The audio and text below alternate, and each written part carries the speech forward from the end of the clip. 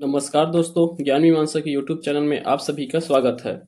जैसे कि हम प्रीलिम्स 2024 को टारगेट करके छत्तीसगढ़ विशिष्ट एचआर पब्लिकेशन के बुक को पढ़ रहे हैं, जिसमें हमने अभी तक के छत्तीसगढ़ का भूगोल और छत्तीसगढ़ के जनजाति कंप्लीट कर लिया है। उसके बाद हम जो है आगे उसके छत्तीसगढ़ के लोक कला संस्कृति को पढ़ेंगे। तो देखिए, छत्तीसगढ़ के भूगोल को हमने लगभग 29 वीडियो में कंप्लीट किया है। उसका प्लेलिस्ट बना हुआ है, आप हमारे ज्ञान मीमांसा यूट्यूब चैनल में देख सकते हैं। दूसरा, हमें छत्तीसगढ़ की जनजाति, इसको सिर्फ 9 वीडियो में कंप्लीट कर दिया है। तो अगर आप इन दोनों को देखना चाहते हैं तो आप हमारे यूट्यूब चैनल में जाके देख सकते हैं, उनका प्लेलिस्ट बना हुआ है। इसके अलावा हम भारत का संविधान पढ़ रहे हैं, जिसमें अभी एक ही क्लास हुआ है।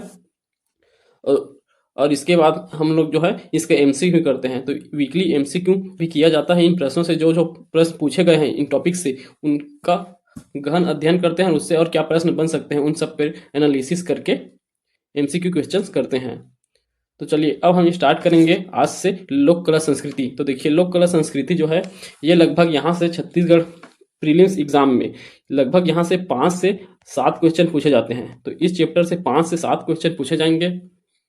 तो इसका वेटेज देख लीजिए, 10 से 14 नंबर तक का इसका वेटेज रहेगा, 10 से 14 नंबर तक के। तो आप इससे अनुमान लगा सकते हैं कि ये भी हमें पढ़ना कितना आवश्यक है।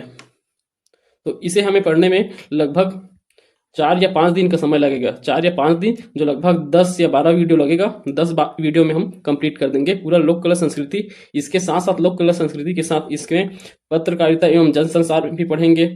छत्तीसगढ़ के व्यक्तित्व राष्ट्रीय पुरस्कार प्राप्त करता है, उन्हें भी पढ़ेंगे। छत्तीसगढ़ राज्य अलंकरण पुरस्कार, उसे भी पढ़ेंगे। छत्तीसगढ़ के प्रमुख साहित्य और साहित्यकार को लोकोक्तियां पढ़ेंगे। छत्तीसगढ़ के जनौला, छत्तीसगढ़ी मुहावरे, छत्तीसगढ़ी हाना, ये सभी टॉपिक जो है इसी के साथ कंप्लीट हो जाएगा लोक कला संस्कृति के साथ। 4 से 5 दिन में कंप्लीट हो जाएगा ये। उसके बाद हम छत्तीसगढ़ का इतिहास पढ़ेंगे, जो वॉल्यूम 2 में है। तो वॉल्यूम 1 जो है कंप्लीट हो जाएगा। तो आप हमसे जुड़े रहने के लिए आप हमारे चैनल को सब्सक्राइब कर सकते हैं। हमारे टेलीग्राम चैनल ज्ञान मीमांसा को ज्वाइन कर सकते हैं, जहां आपको सभी वीडियो लेक्चर के पीडीएफ आपको उपलब्ध करा दिए जाते हैं। तो चलिए इस चैप्टर को स्टार्ट करते हैं। तो सबसे पहले हम लोक कला संस्कृति में पढ़ेंगे। आज की वीडियो में मेनली हम छत्तीसगढ़ के लोकगीतों को पढ़ेंगे। तो देखिए, सबसे पहले लोक कला का यहाँ इंट्रोडक्शन दिया हुआ है, परिचय, आखिर लोक कला संस्कृति क्या होता है। तो देखिए, छत्तीसगढ़ में प्रचलित लोक जीवन कला को समाज द्वारा मान्यता प्राप्त हो जाता है तो वह लोक संस्कृति कहलाता है। तो कोई भी प्रचलित लोक जीवन है या जो कला है, उनको अगर समाज द्वारा मान्यता प्राप्त हो जाता है तो वही लोक संस्कृति कहलाता है। तो लोक संस्कृति पूरे छत्तीसगढ़ में सभी समाज द्वारा जो है मान्यता प्राप्त होता है, इस कारण से लोक संस्कृति कहेंगे। लोक संस्कृति में रीति रिवाज के अतिरिक्त साहित्य भी हैं, जिसे 5 भागों में बांटा गया है। तो रीति रिवाज के अलावा साहित्य को भी लिया जाता है, जिसमें लोकगीत, लोक गाथा, लोक कथा, लोक नाट्य, लोक सुशोभित। तो लोक सुशोभित के अंतर्गत आता है लोकगीत, लोक नृत्य, लोक नाट्य, छत्तीसगढ़ी त्योहार, पर्व, आभूषण, व्यंजन। तो इन सभी को हम इसी के अंतर्गत पढ़ेंगे, लोक कला संस्कृति के अंतर्गत। देखिए, हमारे राज्य की लोक संस्कृति प्रमुखतः प्रकृति पर प्रभावित है। तो इसका प्रकृति का सबसे ज्यादा प्रभाव देखा जाता है छत्तीसगढ़ के लोक कला संस्कृति में। लोकगीत एवं लोक नृत्य छत्तीसगढ़ के संस्कृति की प्रमुख विशेषता है। तो सर्वाधिक लोकगीत और लोक नृत्य सबसे ज्यादा महत्वपूर्ण दिखाई देते हैं छत्तीसगढ़ की संस्कृति में। बहुत सारे लोकगीत और बहुत सारे लोक नृत्य देखने को मिलेंगे हमारे छत्तीसगढ़ की संस्कृति में। अब देखिए, हम लोकगीत पढ़ना भी स्टार्ट करेंगे। तो लोकगीतों को देखें, अगर वर्गीकरण देखें तो लोकगीतों का वर्गीकरण 5 आधार पर किया गया है। सबसे पहले धर्म और पूजा गीत। तो धर्म और पूजा गीत के अंतर्गत ऐसे गीत आएंगे जो धर्म और पूजा से संबंधित है। जैसे देखिए, भोजली गीत, जवारा गीत, माता सेवा गीत, नांग पंचमी गीत, गौरा गौरी गीत, जस गीत। तो इन सब का संबंध जो है धर्म और पूजा से है। दूसरा है ऋतुओं पर आधारित गीत। तो ऋतुओं पर आधारित, जिन्हें ऋतुओं के आधार पर गाया जाता है, किसी माह के अनुसार गाया जाता है। तो माह में गाने जाने वाला, ऋतुओं में गाए जाने वाले को ऋतुओं के आधार पर बांटा गया है। इसमें छत्तीसगढ़ के 2 गीत आते हैं, सौनाही गीत और फाग गीत। उत्सव संबंधी गीत। तो उत्सव संबंधी गीत में आते हैं राउत नाचा के देहोए, शुआ गीत, छिरछिरा गीत। तो ये उत्सव या त्योहार संबंधित गीत है। इसके अलावा संस्कार गीत। संस्कार गीत में विवाह गीत, सोहर गीत, पठौनी गीत। तो सोहर गीत जन्म संबंधी गीत होता है। तो विवाह, पठौनी, सोहर गीत। तो इनके प्रकारों को फिर से बाद में देखेंगे। मनोरंजन गीत। मनोरंजन गीत में कर्मा गीत, डंडादी गीत, डंडा गीत, ददरिया गीत। तो ये सभी आते हैं मनोरंजन गीत में। तो इनका फिर से जो है अलग से विभाजन किया गया है। उन विभाजन के आधार पर इनका डिटेल से अध्ययन करेंगे। अब चलिए यहाँ दिया हुआ है एक टेबल जिसमें गीत के नाम दिए गए हैं, उससे संबंधित वाद्य यंत्र और उससे संबंधित गीतकार कौन कौन प्रचलित है छत्तीसगढ़ में, उन्हें दिया गया है। तो देखिए यहाँ सबसे फेमस फेमस जो गीत हैं उनके संबंध में दिया गया है। तो इस टेबल को आपको अच्छे से याद रख लेना है, यहाँ से क्वेश्चन बहुत पूछे जाते हैं। तो देखिए पहला है पंडवानी गीत। तो पंडवानी गीत, इसमें वाद्य यंत्र प्रयोग होता है 3 वाद्य यंत्र, तंबूरा, करताल और खंजरी। तो जो गायक रहते हैं या गायिका रहती है पंडवानी का, वो जो है इसमें तंबूरा, करताल, खंजरी, ये तीनों को वाद्य यंत्र का प्रयोग करते हैं। इसमें देखिए गीतकार ये 2 शैली में पाया जाता है पंडवानी जो है, एक वेदमती शैली में और दूसरा कपाली शैली में। इसका अंतर हम आगे पढ़ेंगे जब पंडवानी गीत पढ़ेंगे। तो देखिए सबसे पहले वेदमती शैली में कौन कौन गीतकार हैं। तो वेदमती शैली के गीतकार हैं रितु वर्मा, सबसे पहले झाड़ू राम देवांगन, रितु वर्मा, पूनाराम निषाद और रेवाराम साहू। तो ये 4 प्रमुख गायक हैं पंडवानी के वेदमती शैली के, झाड़ू राम देवांगन, रितु वर्मा, पूनाराम निषाद और रेवाराम साहू। और वही दूसरा होता है कपाली शैली। तो कपाली शैली के सबसे प्रमुख गायिका है तीजन बाई। इसे पद्मश्री, पद्म भूषण और पद्म विभूषण तीनों पुरस्कार प्राप्त कर चुकी हैं तीजन बाई जी। तो ये जो है सबसे प्रमुख गायिका है कपाली शैली के। अगला है शांति बाई। शांति बाई, उषा बारले, इन्हें भी पद्मश्री सम्मान दिया गया है 2023 में। प्रतिमा बारले, ठीक। तो ये 4 जो है कपाली शैली से संबंधित सबसे प्रख्यात गीतकार हैं। आगे देखिए अगला है पंथी गीत। तो पंथी गीत, इसमें मांझ, झांझ और मांदर, झांझ और मांदर वाद्य यंत्र का प्रयोग किया जाता है। और इसके सबसे प्रचलित जो गीतकार हैं देवदास बंजारे हैं। देवदास बंजारे, और एक और याद नाम रखना है आपको, राधेलाल वर्मा, ठीक। तो ये जो है देवदास बंजारे सबसे प्रमुख गीतकार है पंथी गीत के। अगला है ददरिया। ददरिया में लक्ष्मण मस्तूरिया, दिलीप सड़ंगी, केदार यादव, शेख हुसैन। तो ये 4 जो है प्रसिद्ध है ददरिया गायन के लिए, लक्ष्मण मस्तूरिया, दिलीप सड़ंगी, केदार यादव, शेख हुसैन। अगला है चंदैनी। चंदैनी में टिमकी और ढोलक वाद्य यंत्र का प्रयोग किया जाता है। इसके प्रमुख गायक हैं चिंतादास, टिमकी और ढोलक चंदैनी। तो च से याद रख लेंगे चिंतादास, चंदैनी। अगला है भरथरी। भरथरी में एक तारा और सारंगी वाद्य यंत्र का प्रयोग किया जाता है। इसे याद रखना है, एक तारा और सारंगी का किसमें, भरथरी में। और भरथरी गायक के लिए सबसे प्रसिद्ध गायिका है सुरुजबाई खांडे, भरथरी गायन। बांस गीत मोहराली। तो बांस गीत में जो प्रयोग किया जाता है वाद्य यंत्र उसे मोहराली कहते हैं। या इसके प्रमुख गायक है केजू राम यादव और नकुल यादव, बांस गीत। तो ये ज्यादातर यादव समाज के द्वारा ही गाया जाता है। यह शोक प्रधान गीत है बांस गीत। इसमें प्रयोग किए जाने वाले वाद्य यंत्र को कहते हैं मोहराली, जो बांसुरी के समान रहता है। अगला है कबीर गीत। इसके प्रमुख गायक है भारती बंधु। तो भारती बंधु कबीर गीत के लिए सबसे प्रसिद्ध हैं। तो इस टेबल को आपको याद रख लेना है। चलिए अब अगला देखते हैं पंडवानी। तो पंडवानी, सबसे पहले अब हम पंडवानी पढ़ने जा रहे हैं। तो पंडवानी जो है छत्तीसगढ़ का लोकगीत है, साथ साथ इसे लोक नाट्य के रूप में भी देखा जाता है, क्योंकि इसमें जब गायक या गायक कपाल शैली जो रहता है उसमें खड़े होकर गाया जाता है और इसमें जो है नाट्य प्रदर्शित भी किया जाता है, ठीक। तो ये पंडवानी को लोक नाट्य के रूप में भी देखा जाता है और ये जो छत्तीसगढ़ की लोकगीत भी है। तो देखिए सबसे पहले दिया हुआ है पंडवानी का मूल आधार। तो पंडवानी का मूल आधार महाभारत कथा का छत्तीसगढ़ी लोक रूप है। तो महाभारत कथा का छत्तीसगढ़ी लोक रूप, उसी से पंडवानी का जन्म हुआ है। तो महाभारत पर आधारित लोकगीत है। संबल सिंह चौहान रतनपुर के हैं, जिन्होंने महाभारत कथा में जो छत्तीसगढ़ी रूप लिखा है उसी को संबल सिंह चौहान द्वारा लिखा गया है, जिसमें दोहा एवं चौपाई लिखे गए हैं। और स्पेशली जो पंडवानी में गाए जाते हैं, जिस अध्याय के वर्णन मिलते हैं महाभारत के, उसी अध्याय को संबल सिंह चौहान द्वारा छत्तीसगढ़ी में दोहा एवं चौपाई को लिखा गया है। ये रतनपुर के निवासी हैं संबल सिंह चौहान। अब देखिए इसमें प्रधान एवं देवारों की पांडवानी गायिका सबसे प्रसिद्ध है। तो मूल आधार प्रधान और देवार, इनकी जो पंडवानी गायिका है वही जो है लोकगीत के रूप में प्रचलित है छत्तीसगढ़ में। अब देखिए पंडवानी में जो नायक होते हैं, मुख्य नायक हैं भीम। तो ये महाभारत की कथा पे आधारित है और भीम के एक पात्र हैं भीम। तो उन्हीं भीम को यहाँ इसमें नायक बताया जाता है पंडवानी में, और मुख्य नायिका में द्रौपदी का वर्णन मिलता है। तो भीम और द्रौपदी इसके नायक और नायिका होते हैं। लोक नाटक, तो देखिए इसे लोक नाटक के रूप में ही माना जाता है। छत्तीसगढ़ की बहादुरी के संबंध में लोक नाट्य भी कहा जाता है। तो बहादुरी से संबंधित लोक नाट्य है छत्तीसगढ़ का कौन सा, पंडवानी। पंडवानी को छत्तीसगढ़ का लोक गाथा कहा जाता है। छत्तीसगढ़ का लोक गाथा कहा जाता है पंडवानी को। तो देखिए पीसी यादव जी का क्या कहना है, पीसी लाल यादव, इनके अनुसार पंडवानी महाभारत की मूल कथा होकर भी लोक साहित्य, लोक तत्वों के सुभाष से और भी दैत्यमान हो स्वर्ण किरणों की तरह सुशोभित होता है। तो पंडवानी के संबंध में पीसी लाल यादव द्वारा यह कथन कहा गया है। चलिए आगे आप देखेंगे इसमें गायन एवं वाद्य यंत्र क्या होते हैं, तो इसमें कौन कौन से पात्र होते हैं उसे भी देखेंगे। तो सबसे पहले इसे गीत रूप किसने दिया है, तो झाड़ू राम देवांगन, इसे पंडवानी के पिता कहा जाता है। इनके द्वारा पंडवानी को गीत रूप दिया गया है, तो गीत के रूप में पांडुराम देवांगन द्वारा झाड़ू राम देवांगन के द्वारा दिया गया है। अब देखिए इसमें पात्र है गायक, तो गायक जो है इसमें के प्रमुख पात्र होते हैं। एक मुख्य गायक होते हैं, यहाँ के मुखिया जो है गायक होते हैं। कुछ वाद्य एवं संगत करने वाले लोग रहते हैं, तो कुछ वाद्य यंत्र पर संगत करने वाले लोग रहते हैं।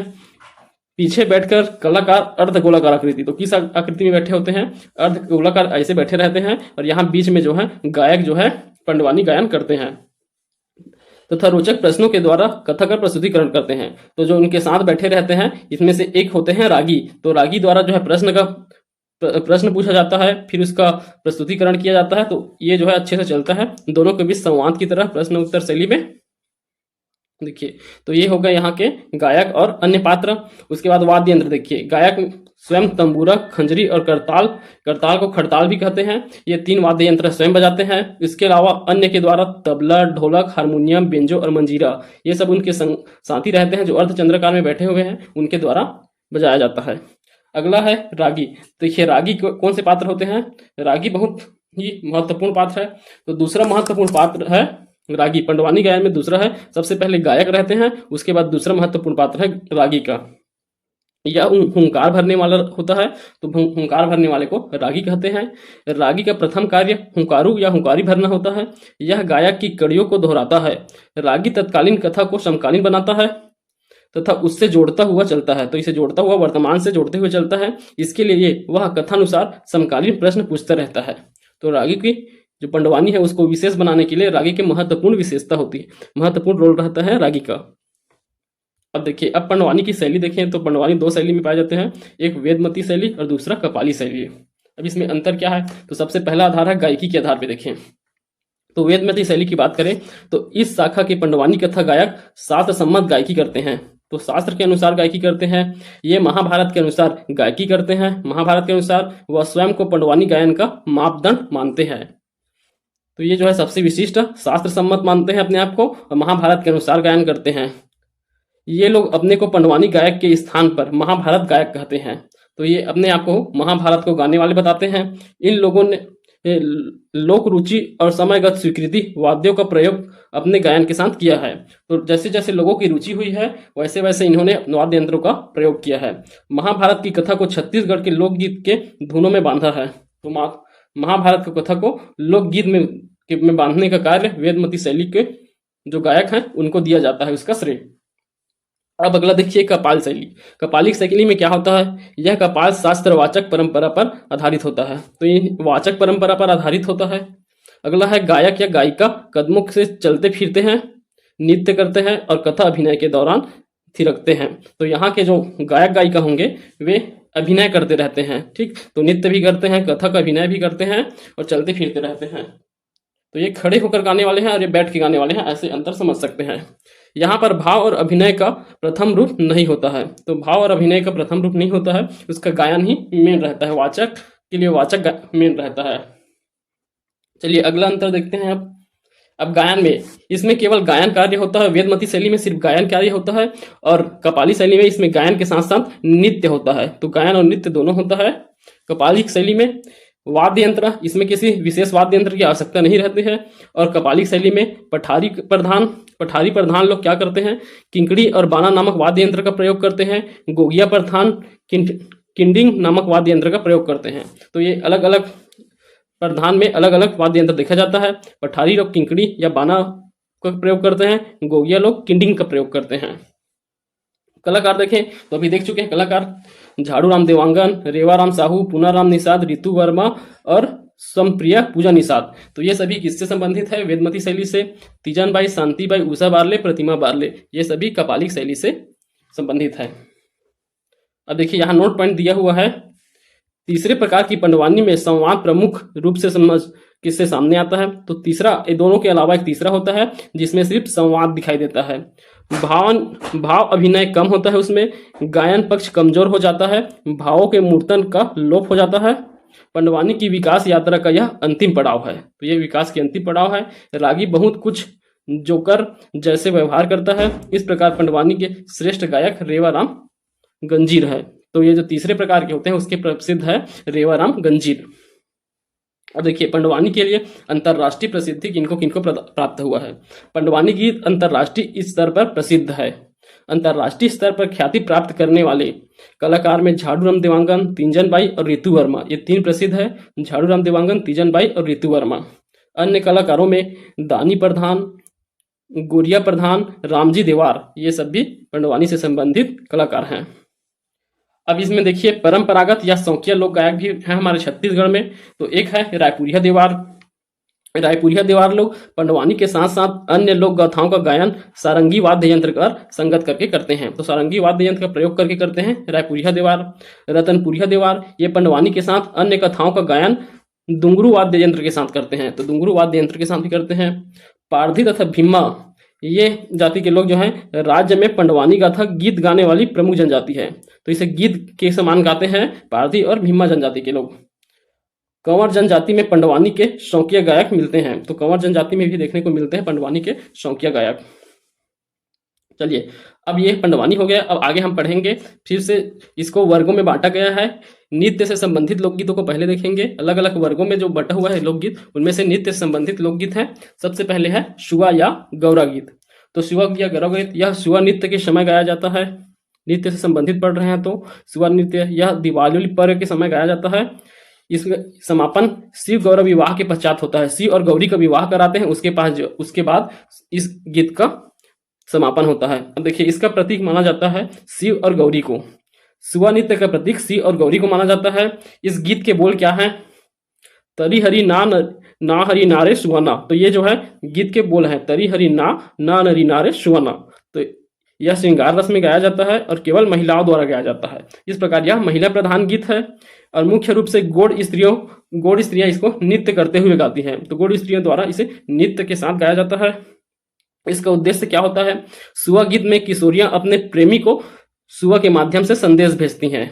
तो किशोरियां अपने प्रेमी को सुआ के माध्यम से संदेश भेजती हैं। सुआ गीत नारी जीवन के समस्त सुख दुख और प्रेम प्रधान करुणा का गीत है। तो नारी के सुख दुख और प्रेम करुणा का गीत सुआ गीत को माना जाता है। इसमें वाद्य यंत्र में किसी भी प्रकार का वाद्य यंत्र प्रयोग नहीं किया जाता है। ठीक, तो सुआ गीत के संबंध में आपको इतने तथ्य को याद रखना है। अगला है पंथी गीत जो नित्य प्रधान गीत है। यह सतनाम पंथ के अनुयायियों द्वारा गाया जाता है। सतनाम पंथ के अनुयायियों द्वारा इसमें वाद्य यंत्र में मांदर और झांझ वाद्य यंत्र का प्रयोग किया जाता है। गीतकार स्वर्गीय देवदास बंजारे जी इसके प्रमुख गीतकार हैं। पंथी नृत्य को अंतर्राष्ट्रीय स्तर पर ख्याति दिलाने का श्रेय देवदास बंजारे जी को है। तो इसे अंतर्राष्ट्रीय स्तर पर ख्याति दिलाए हैं देवदास बंजारे जी। ठीक, तो पंथी के संबंध में आपको इतना याद रखना है। सतनाम पंथ के द्वारा मांदर और झांझ वाद्य यंत्र इसके प्रमुख कार देवदास बंजारे जी, इनके द्वारा अंतर्राष्ट्रीय स्तर पर ख्याति दिलाने का कार्य किया है। अब अगला देखिए प्रणय से संबंधित गीत। प्रणय अर्थात प्रेम गीत। तो प्रेम से संबंधित गीत कौन कौन से हैं? सबसे पहला है छत्तीसगढ़ का सबसे प्रमुख गीत ददरिया, जो सबसे प्रमुख प्रणय गीत है। इसे लोकगीतों का राजा कहा जाता है। ददरिया को लोकगीतों का राजा कहा जाता है। इसे श्रम गीत भी कहा जाता है। लोकगीतों के राजा के साथ साथ श्रम गीत। इसे प्रेम गीत या प्रणय गीत का भी संज्ञा दिया गया है। शैली इसमें सवाल जवाब शैली पर आधारित रहता है। ददरिया गीत यह श्रृंगार रस प्रधान गीत है। इसका अवसर देखें तो सामान्यतः वर्षा ऋतु में खुशी के मौके पर फसल बोते समय युवक युवतियों द्वारा गाया जाता है ददरिया गीत।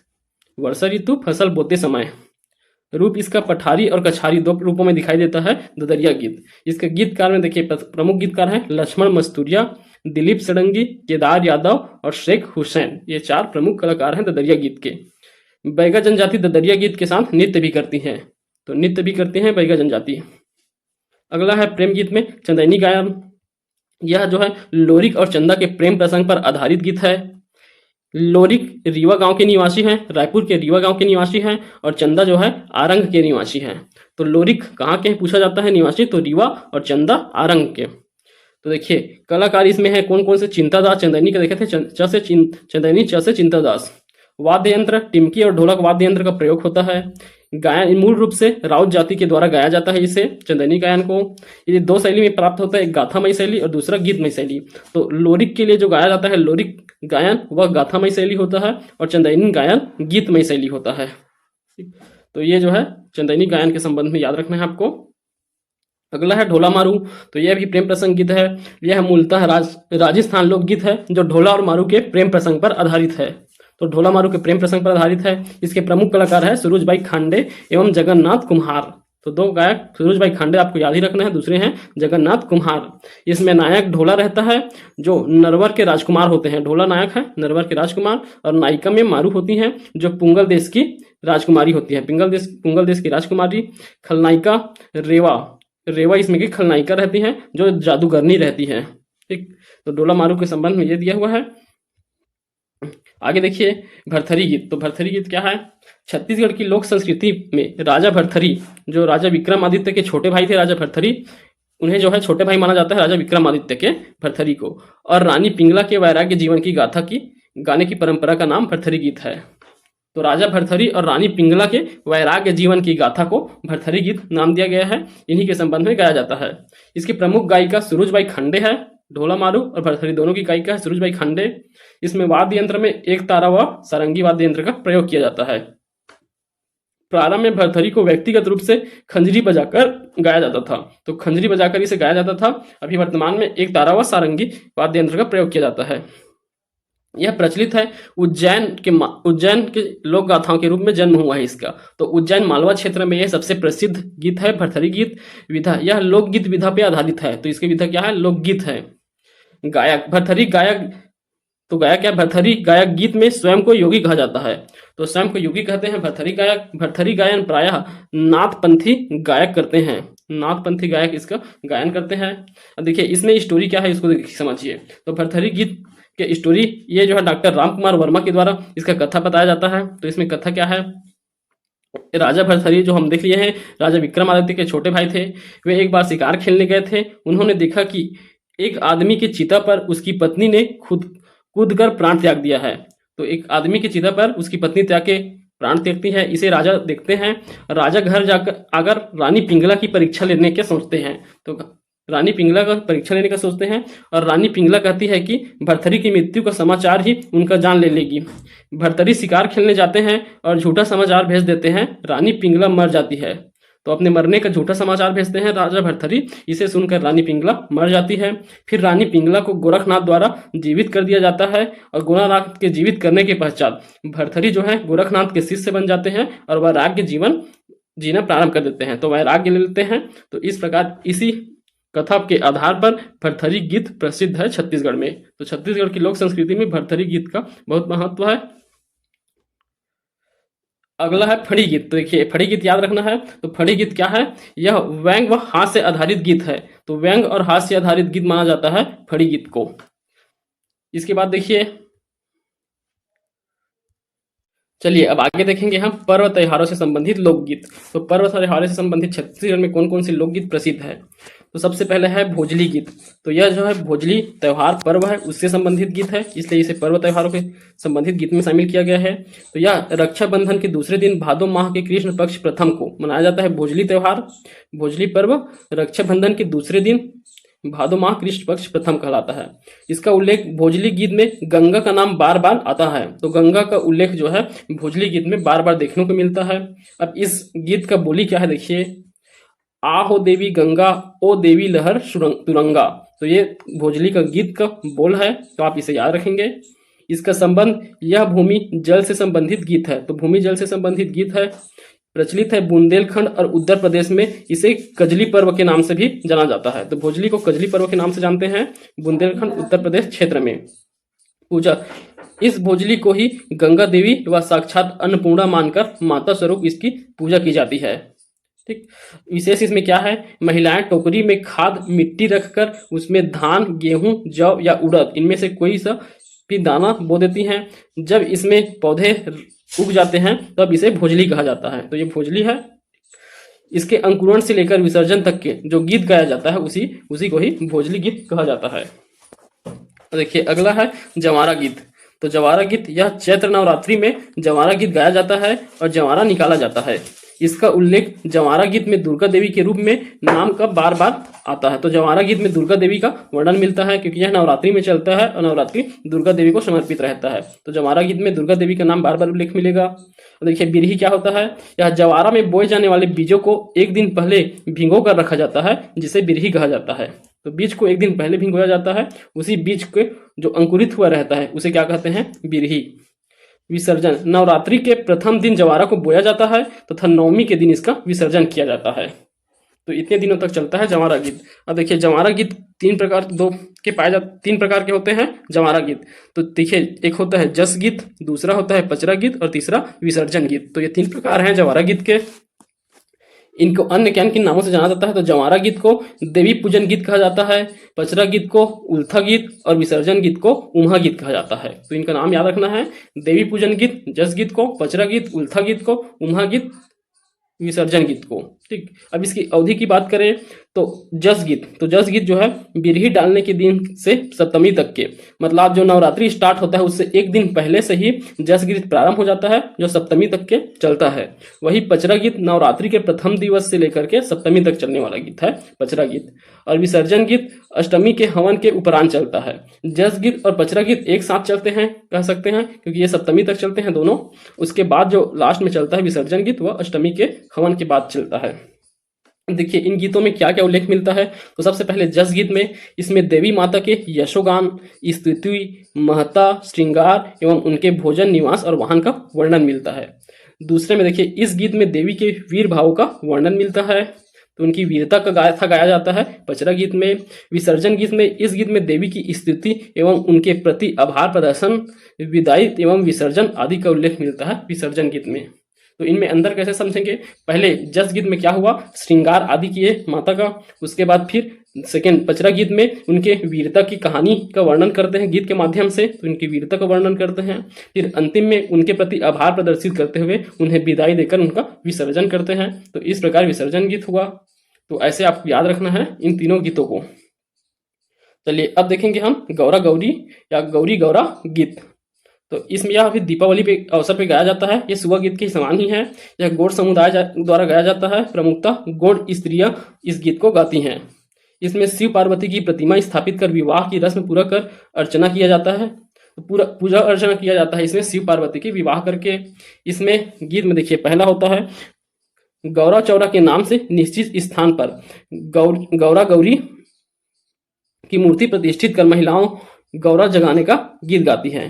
तो पहले उनकी मूर्तियां बनाते हैं गौरा गौरी का और उनके लिए एक चौरा स्थापित करके वहां गीत गाती हैं महिलाएं।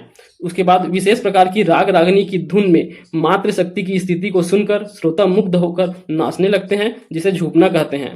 तो इसमें फिर झूपना स्टार्ट हो जाता है। अगला है अखरा। गीत में करुणा की भावना जागती है। जो कढ़ैया गीत में नारी शक्ति अर्धांगिनी की महत्ता का बखान किया जाता है। तो यहाँ नारी शक्ति को अर्धांगिनी बताया जाता है। अगला है आरंभ में जिस प्रकार देवी देवताओं को जगाने का गीत गाते हैं उसी प्रकार विसर्जन के उपरांत सुलाने का गीत गाते हैं। ठीक, तो पहले जगाने का गीत गाए उसके बाद फिर उन्हें सुलाने का भी गीत गाया जाता है। अगला देखिए सेवा गीत। तो यह नवरात्रि के समय देवी पूजन पर गाया जाने वाला गीत है सेवा गीत। फिर फाग गीत फागुन माह होली के अवसर पर गाया जाता है। यह बसंत ऋतु में गाया जाता है, तो ये ऋतु प्रधान गीतों में भी आता है फाग गीत। यह श्रृंगार रस प्रधान गीत है।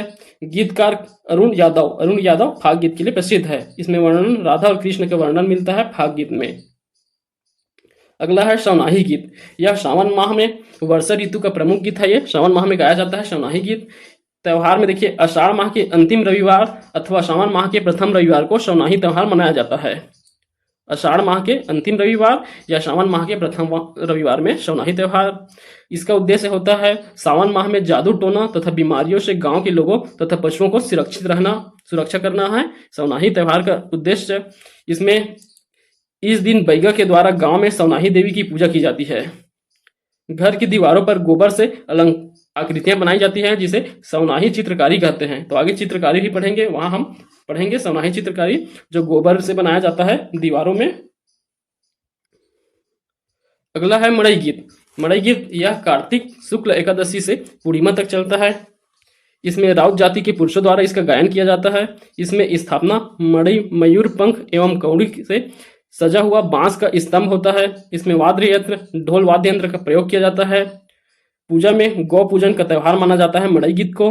इसका महत्व है लोक नृत्य का आविर्भाव श्री कृष्ण के गोवर्धन धारण, इंद्र का मान मर्दन के उपरांत गोपाल ग्वालों का आनंद उत्सव मनाने का त्यौहार माना जाता है इस मड़ई को।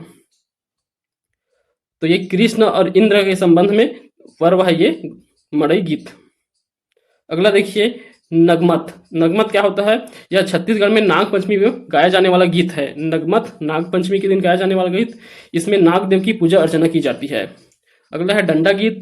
आयोजन कार्तिक शुक्ल एकादशी देव उठनी से फाल्गुन पूर्णिमा तक के डंडा गीत गाया जाता है।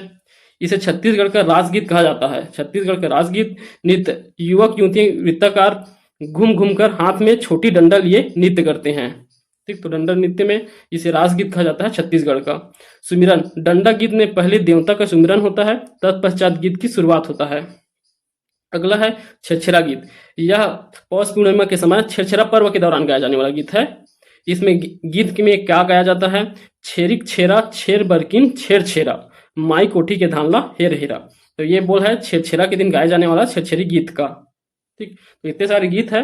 वैसे इस बुक में यही वाला चैप्टर जो है कुछ खास नहीं दिया गया है, तो आप किसी और बुक से अगर अच्छा मिल रहा है तो वहां से भी एक बार इस चैप्टर को पढ़ सकते हैं, क्योंकि इस बार के जो एडिशन आया है उसमें इस चैप्टर से जो लोकगीत वाले चैप्टर है उसमें बहुत अच्छा नहीं दिया हुआ है, तो आप किसी और बुक से भी पढ़ सकते हैं। इसमें सिर्फ फैक्ट को डाल दिया गया है, कुछ इसमें ना गीत दिए हुए हैं ना उसकी कुछ स्टोरी दिया गया है। तो ऐसे आपको बुक को पढ़ लीजिए जिसमें थोड़ा स्टोरी भी हो और गीत का बोल दिया हो, क्योंकि अभी जो प्रश्न पूछे जाते हैं डायरेक्ट गीत की पंक्तियों को उठा दिया जाता है और पूछा जाता है यह किस गीत से संबंधित है, इसके गीतकार कौन है, ऐसे पूछा जाता है। तो आप जो है किसी और बुक से भी पढ़ सकते हैं, जैसे कि गीतेश अमरोहित का आता है कला एवं संस्कृति का गीत, आप उस गीत से भी पढ़ सकते हैं, उस बुक से पढ़ सकते हैं गीत को, लोकगीत वाले चैप्टर को।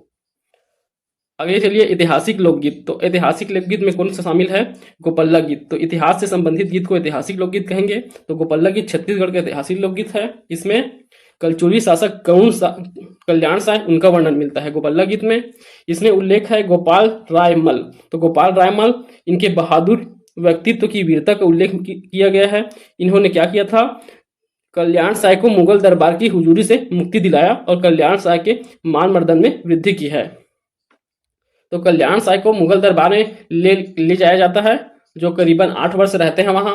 तो उनको छुड़ाने के लिए गोपाल राय जो है मुगल दरबार जाते हैं और वहां अपनी वीरता का प्रदर्शन करते हैं। परिणाम स्वरूप जो है कल्याण साय को मुक्त कर दिया जाता है। तो ये गोपाल राय की वीरता का गीत है, तो उसी की वीरता के संबंध में यह गीत गाया जाता है गोपल्ला गीत। अगला देखिए करुणा एवं वेदना से संबंधित लोकगीत। करुणा वेदना से संबंधित लोकगीत में सबसे प्रथम है बांस गीत। बांस गीत राउत जाति द्वारा गाया जाता है। यह दुख के अवसर पर गाया जाने वाला गीत है। इसके गायन शीत बसंत मोरध्वज एवं कर्ण पर आधारित है। इसका गाथा मोरध्वज और कर्ण का वर्णन किसमें मिलता है? तो बांस गीत में मिलता है। इसकी प्रधान वियोग श्रृंगार गीत है। ये वियोग श्रृंगार गीत है, दुख के अवसर पर मतलब मृत्यु के बाद गाया जाने वाला गीत है ये। इसके पात्र है रागी, गायक और वादक। 3 पात्र होते हैं। एक गायक होगा, उसे उकारू देने वाला रागी होगा और साथ में वाद्य यंत्र बजाने वाला वादक भी होगा। वाद्य यंत्र बांसुरी के समान बनाई हुई वाद्य यंत्र होता है, बांस का बना होता है, इसे मोहराली कहते हैं। मोहराली वाद्य यंत्र बांस गीत से संबंधित है। इसके प्रमुख गीतकार में है केजूराम यादव, जो ग्राम बासिन के निवासी है, ग्राम बासिन के केजूराम यादव, और दूसरे हैं नकुल यादव जो खैरागाड़ के निवासी है। तो ये बांस गीत हो गया। और दूसरा है नचौनी गीत। तो ये भी एक करुणा वेदना संबंधित गीत है, नचौनी गीत। इसमें नारी की विरह वेदना संयोग वियोग का गीत है नचौनी गीत। ठीक, तो ये करुणा वेदना संबंधित गीत हो गए। अब देखिए जाति से संबंधित गीत। तो यहाँ जाति से संबंधित कुछ गीत हैं, जैसे पहला है बसदेवा गीत। तो बसदेवा गीत यह श्रवण कुमार पर आधारित गीत है। श्रवण कुमार पौराणिक गाथाओं के अंतर्गत श्रवण गाथा श्रवण कुमार पर आधारित है, जो अपने अंधे माता पिता को कांवर में बैठाकर तीर्थ यात्रा कराते हैं, किंतु दशरथ की बाण से उनकी मृत्यु हो जाती है। तो यह श्रवण कुमार पर आधारित बसदेवा गीत है। बसदेवा जाति के द्वारा गाया जाता है। इसका उपनाम है जय गंगान या हरबोला गीत। तो हरबोला गीत भी किसे कहते हैं और जय गंगान गीत कहते हैं। तो बसदेवा गीत का संबंध श्रवण कुमार की गाथा से याद रखना है और इसे गाया जाता है बसदेवा जाति द्वारा। फिर अगला देखिए, अगला है बीरम गीत या एवं देवार गीत। यह गीत देवार जाति द्वारा भिक्षा मांगते समय गाया जाता है, बीरम गीत या देवार गीत को। बीरम क्या होता है? देवार जाति की स्त्रियों द्वारा गाए जाने वाले गीत को बीरम गीत के नाम से जानते हैं। इस गीत के दौरान बीच बीच में स्त्रियां चूड़ियां खनकाती हैं, तो चूड़ियां खनका के गाया जाता है इस गीत को। इसमें गाता होता है देवार जाति के घुमक्कड़ स्वभाव के कारण इसमें विभिन्न क्षेत्रों में गीत गाए जाते हैं, तो अलग अलग क्षेत्रों में अलग अलग नाम से जाना जाता है। तो देखिए, चंदा रौताइन कहा जाता है कहीं, नगेसर कैनी का गीत, दसमत कैनी, सीताराम नायक जो पंडवानी सीताराम बंजारा समुदाय के लोग हैं पंडवानी के रूप में गाते हैं। तो ये बीरम गीत के इतने प्रकार देखने को मिलते हैं, चंदा रौताइन, नगेसर कैनी, दसमत कैनी, सीताराम नायक, पंडवानी। तो ये सभी रूप देवार गीत या बीरम गीत के ही हैं। इसके प्रमुख कला गीतकार में कौन है? रेखा सिंह और बद्री सिंह कटारिया प्रमुख गीतकार हैं बीरम गीत के। ठीक, तो ये हो गया जाति संबंधित गीत। अब इसके बाद दिया हुआ है जन्म आधारित गीत, जन्म संस्कार संबंधित गीत और इसके बाद विवाह संबंधित गीत। तो इन दोनों गीतों को हम अगले वीडियो में पढ़ेंगे। तो इस वीडियो को हम इतना ही रखते हैं, अगले वीडियो में हम जन्म संस्कार गीत और विवाह गीत पढ़ेंगे। तो इन दोनों गीतों को पढ़ेंगे, इसके अलावा हम छत्तीसगढ़ की लोक गाथाओं को पढ़ेंगे। ठीक, और आगे जो है लोक नाट्य दिए हुए हैं, लोक नृत्य दिए हैं, उन सबको भी पढ़ेंगे।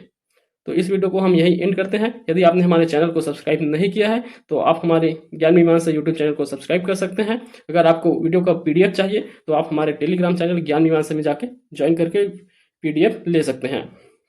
धन्यवाद।